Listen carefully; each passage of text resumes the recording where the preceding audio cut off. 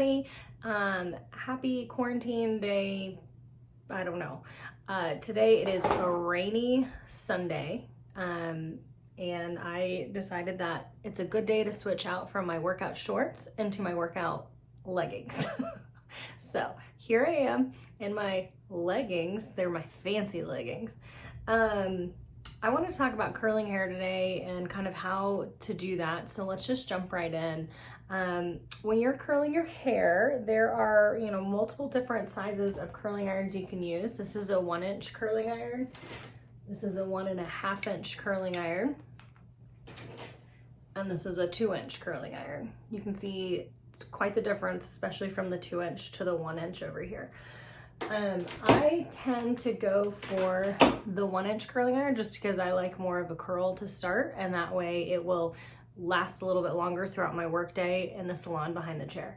So I'm going to show you how to do that with the 1-inch. The 1.5-inch, you'll get kind of a wave. The bigger the barrel, the more like volume you're going to get, less curl.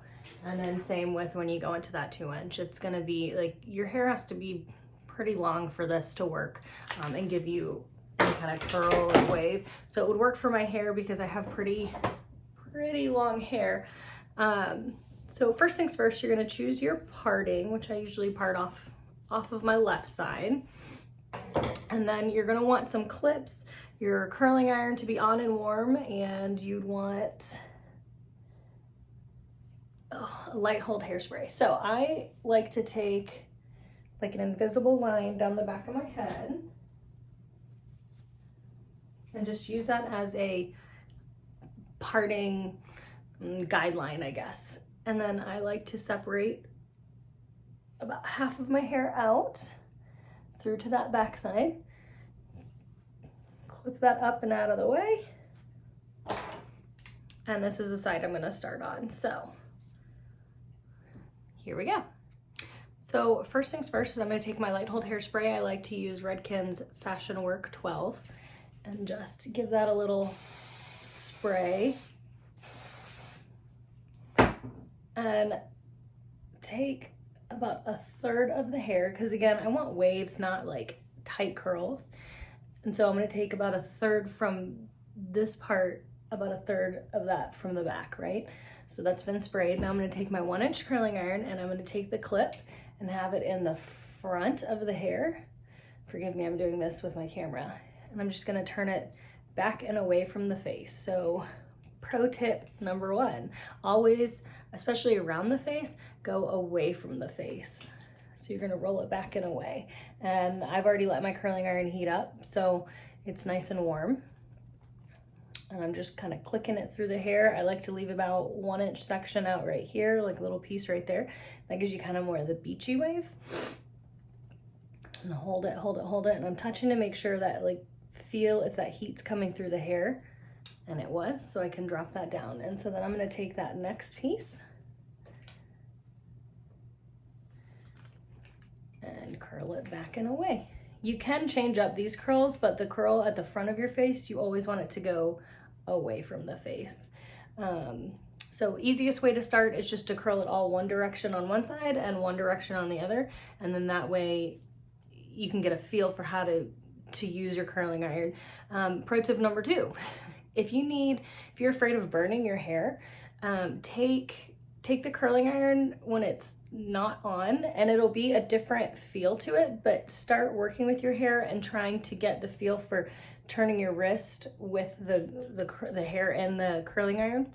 And that way you can get kind of a sense of how to move your arm and your hand and how you're going to hold your hand and yada, yada, yada. So last piece over here. All right.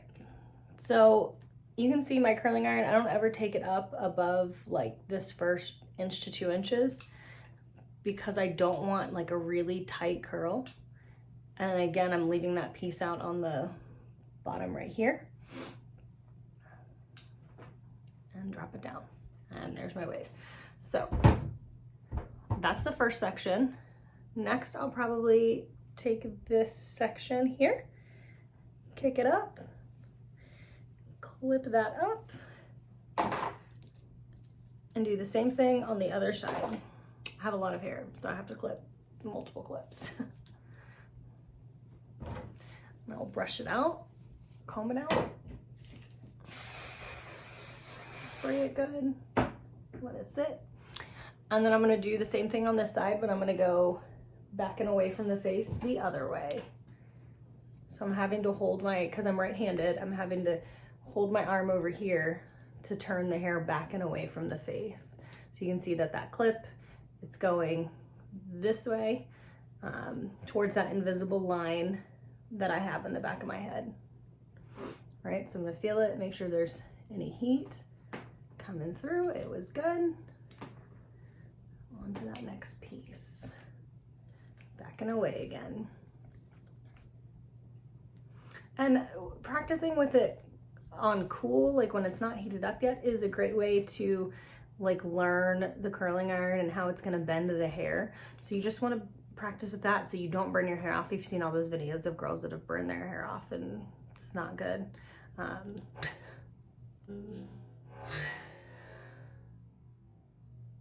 They're terrible. All right, and then last piece here. Okay, see how that clamp is in the front? Now if I were to hold it, see, I can't even do it wrong. Some people will put it like this and try to twist it back. You can't do that because where that clamp is over here, you're gonna get a crease in the hair. So if that's something that you've been having in your hair, that's what's been going on, is you've been creasing it with the hot curling iron, which is why, again, it's good to practice with it when it's cooled off so that you can learn that direction of the clamp of the curling iron. And I'm feeling for that heat. And there's the wave. So I like to just kind of let these curls sit and like cool down. I may spray them again a little bit. And then I move on to these top sections and I'll show you how to do that in fast mode.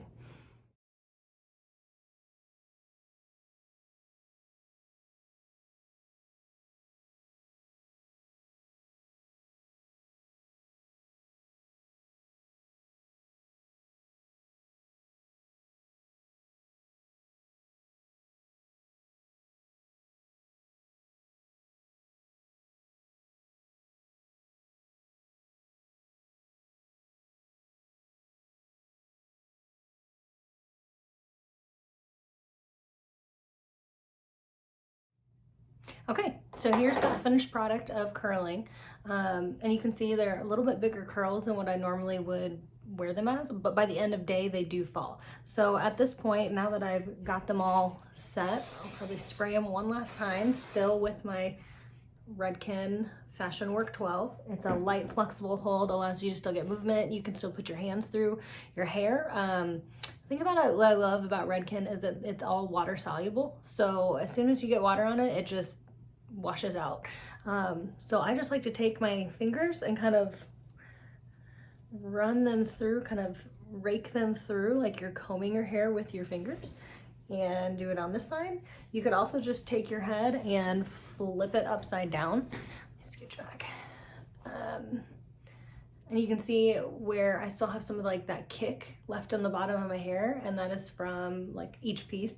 That's from where I left that piece out, that like little inch piece. You can see right here where it just kind of kicks. So what I like to do, and I've coined this phrase, is go back and take this real small strand of hair right through the top and take that 1 inch and go a little bit closer to the root, still curling back and away from the face. But that way, get a little bit more of a bounce of a curl here and there. And it just makes it, I call them party pieces. So anytime I'm doing my client's hair and I want to see a little bit more dimension in the curls, I will go back and curl them tighter. And the reason I go closer to the scalp is because it gives it more of that volume and that lift. So it makes it stand out a little bit more, and you can just kind of let that cool down. I still left that bottom little piece out and just let it lay. And then what I do is look for pieces like this that just fell flat, and I will go back through and curl that out. So something you'll notice for the most part when I was curling my hair, I don't ever hold my curling iron. I don't usually hold it like straight up and down vertically. I like to hold it a little bit diagonal because I feel like it keeps the curl from being really tight.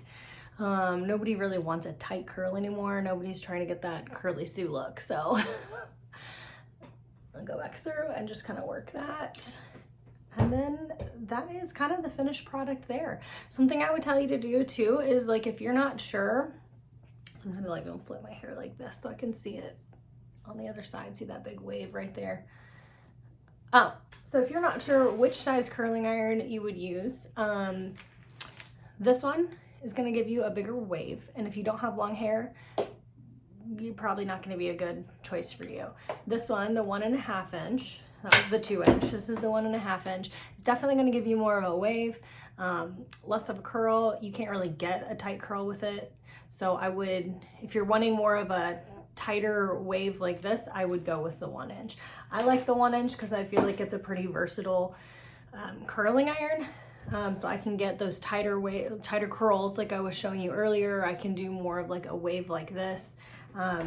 Just play around with it. Now's the time. Like, nobody's seeing you, so play with your hair. Let's flip it back over. Play with your hair. Have fun with the curl. Have fun with the wave. Have fun with the styling. Like, now's the time to try that. Nobody's seeing you. You're not going out anywhere. And if you are, it's to the grocery store, and who cares? The people there see you. See if you get any like funny looks. Maybe if you do it kind of funny, people will be giving you a look and you'll know, like, probably not the look for me. One of my favorite things I always tell my clients when they come back in and they say, I got a lot of comments on my hair, and I look at them and go, did you get comments or compliments? Because they're very different things. If somebody looks at you and says, oh, you got a new haircut, do you like it?